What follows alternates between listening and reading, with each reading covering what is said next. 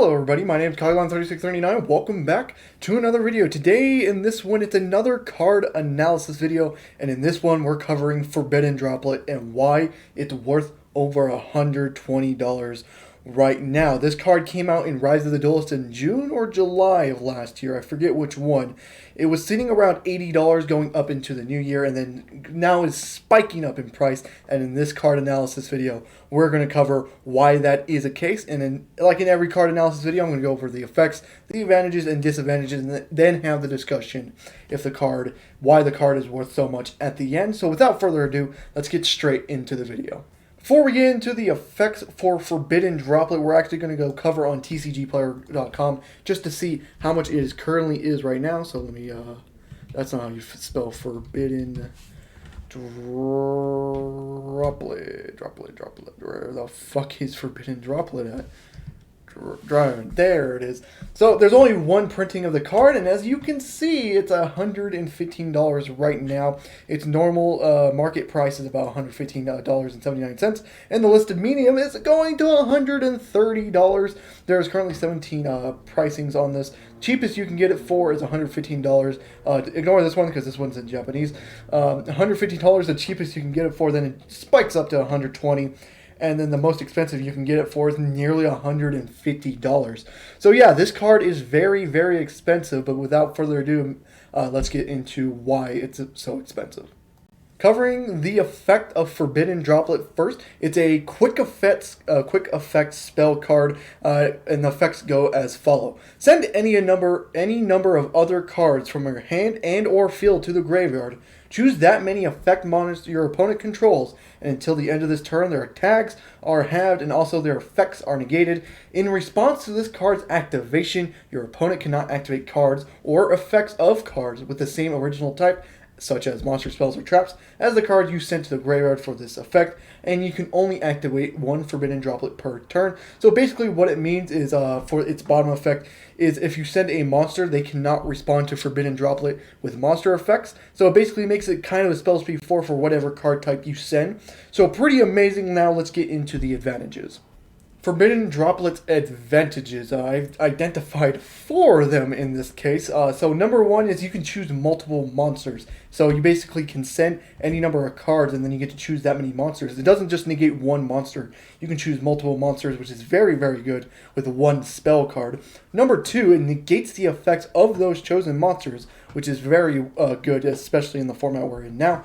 3, it has the attack of those monsters as well, so that just makes it a double bonus for that. And 4, they can't respond to it with the card types you send, so it basically makes it a spell speed 4 for whatever card type you send. So if you send a monster, they can't respond with monster effects. You send spell, so you can't respond with spell effects, and traps, you can't respond with trap effects.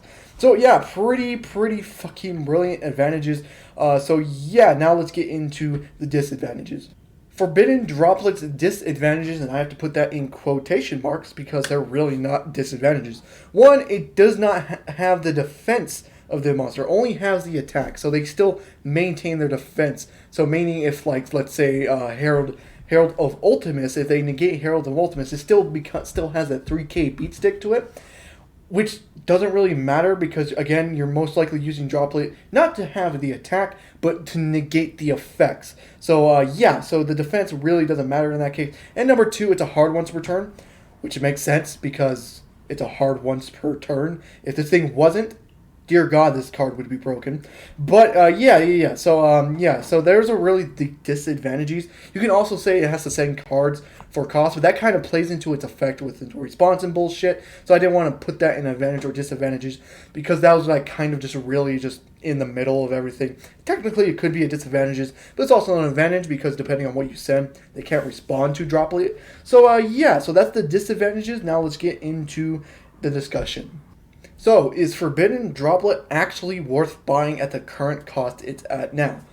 Depends. It depends on what deck you're playing and then what deck you are versing as well. So, let's cover number 1, the deck you're playing. Let's say you're playing some combo deck such as, Infernoble, Dragon Link, or maybe even Drytron in a case, and even Virtual World at that point. It could actually be worth it because you want to combo off as much as you can. Let's say you lose that die roll, you're going second. having that Droplet in hand, and let's say you're versing another combo deck in the example, they try to set up an Omni-Negate board, you go Droplet, negate everything, and then you can do your full combos as well. In that case, it's very good to have Forbidden Droplet. Now, it depends on what you are versing as well.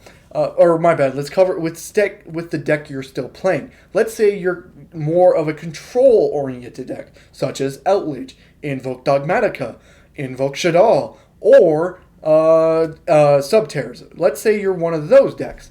Forbidden Droplet doesn't really come in handy, because you don't care if they set up an Omni-Negate board, because you're most likely just setting 4 and passing turn once again. Because again, you're not summoning that much monsters in the first place. You don't mind them setting up an Omni-Negate board, because you're just going to set 4, pass to them, and they try to negate something of yours. You will just either strike it or judgment it, depending on what you're playing. So yeah, in that case, you don't need Droplet. So in a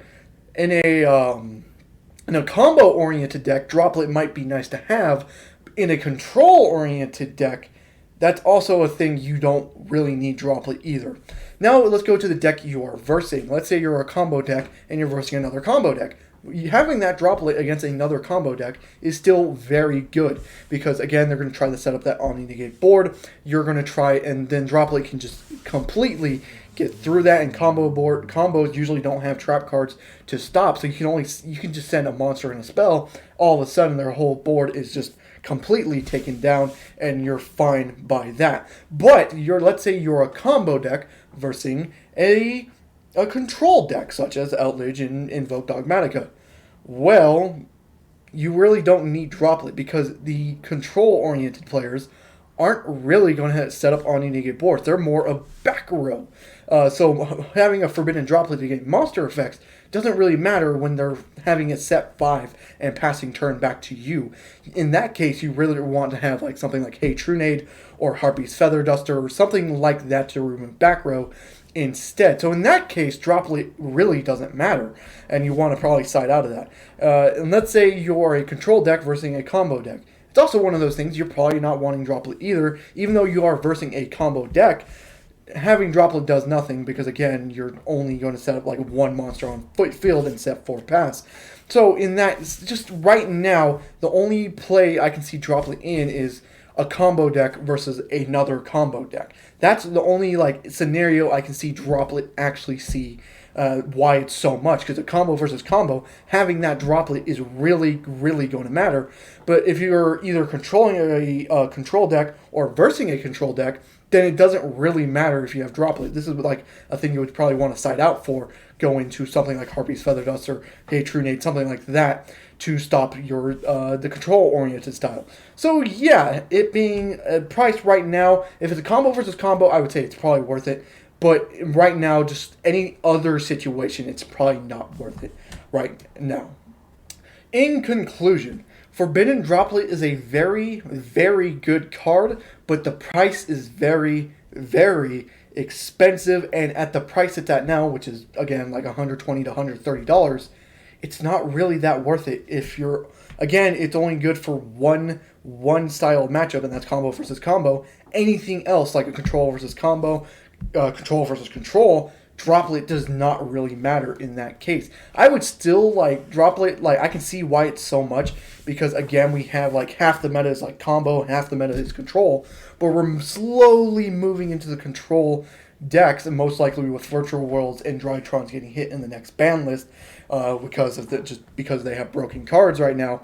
I can see why Droplet is so much right now, because having that Droplet against a combo deck could very much turn the tide. But again, since we're moving more and more into a control-oriented style, because in the last format it was all combo deck, or really Outrage was like the only control deck.